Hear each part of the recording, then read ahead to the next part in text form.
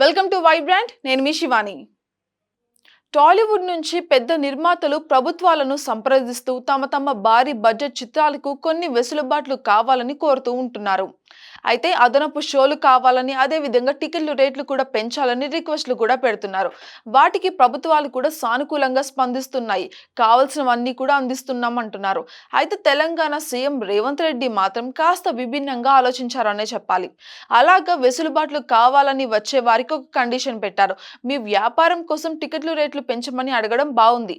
అది మంచి వ్యాపారమే, కానీ సమాజం పట్ల బాధ్యత కూడా ఉండాలి.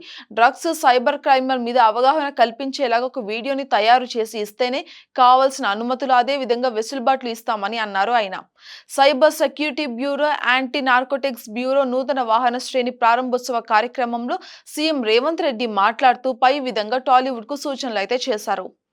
ఇంకా ఆయన మాట్లాడుతూ సైబర్ క్రైమ్, అదే విధంగా డ్రగ్స్ పైన సినిమాలలో అవగాహన కల్పించాలని ఆయన అన్నారు. 100 కోట్ల బడ్జెట్ సినిమా అయినా సరే చిత్ర ప్రారంభానికి ముందు లేదా ఆ వీడియో ప్రదర్శించాలని అన్నారు.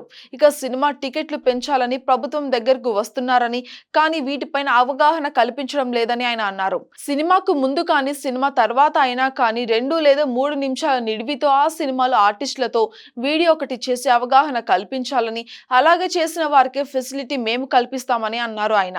ఇక డ్రగ్స్ నిర్మూలన కోసం డ్రగ్స్ పైన అవగాహన కల్పించేందుకు ముందుకు వచ్చి వీడియో చేసి ఇచ్చిన చిరంజీవికి రేవంత్ రెడ్డి అయితే థ్యాంక్స్ చెప్పడం జరిగింది.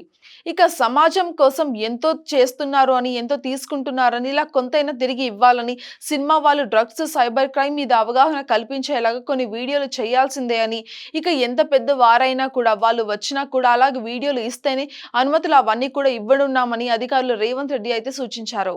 More updates, subscribe to Vibrant.